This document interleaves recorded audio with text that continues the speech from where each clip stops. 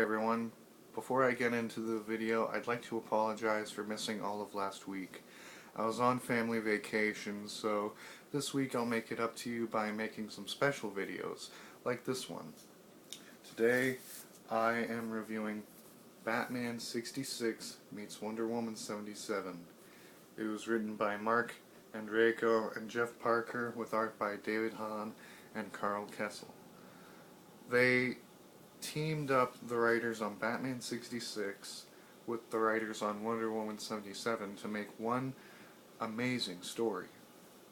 So, if you hadn't heard, Batman 66 is a comic book series based off of the 1960s television show called Batman, and that starred Adam West as Batman and Burt Ward as Robin, and it was a great show.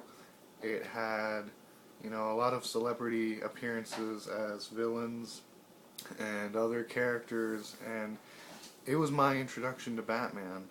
And Wonder Woman 77 is based off of the 1970s Wonder Woman television show called Wonder Woman, starring Linda Carter as the titular character, and she was great as Wonder Woman.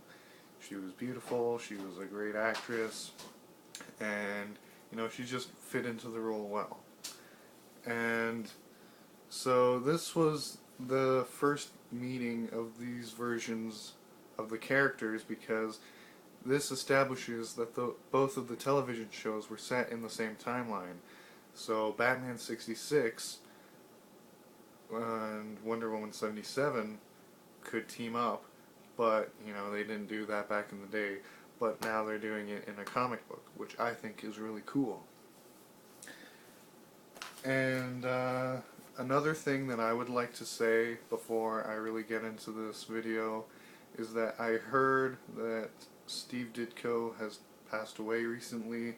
Steve Ditko, you may have heard, was the co-creator of The Amazing Spider-Man and Doctor Strange with Stan Lee in the early 1960s. And I would just like to extend my condolences to his family, and I would like to thank him for his role in creating two amazing characters.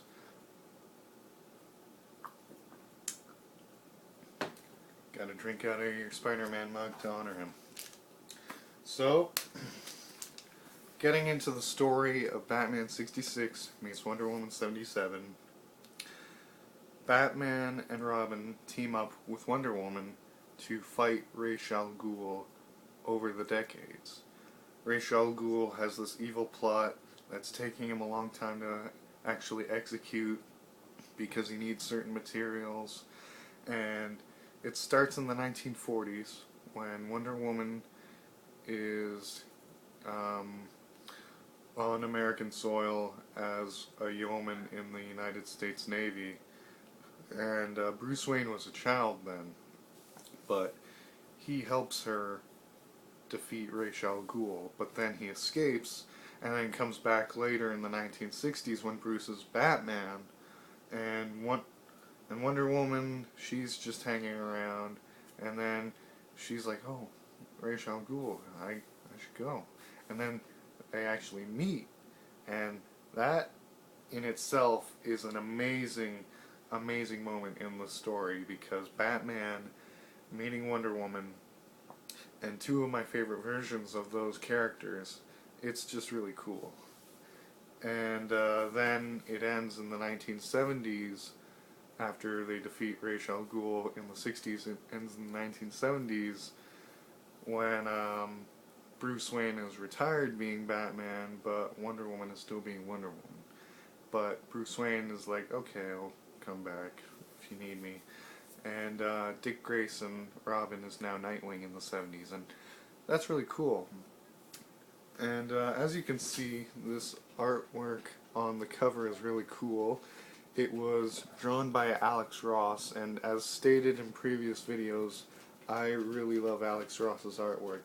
It's just really beautiful. He draws Wonder Woman as Linda Carter anyway, but here it's especially depicting her as the actress, and he usually depicts Batman as a Gregory Peck sort of drawing, but in this he does an amazing Adam West, and I'd just like to say that if Adam West were still alive, he would probably appreciate this. And the story is great, the artwork is great.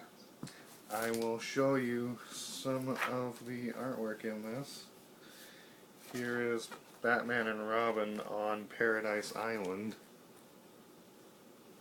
with Catwoman, and that's really cool. And that's all for today. Please like, comment, and subscribe.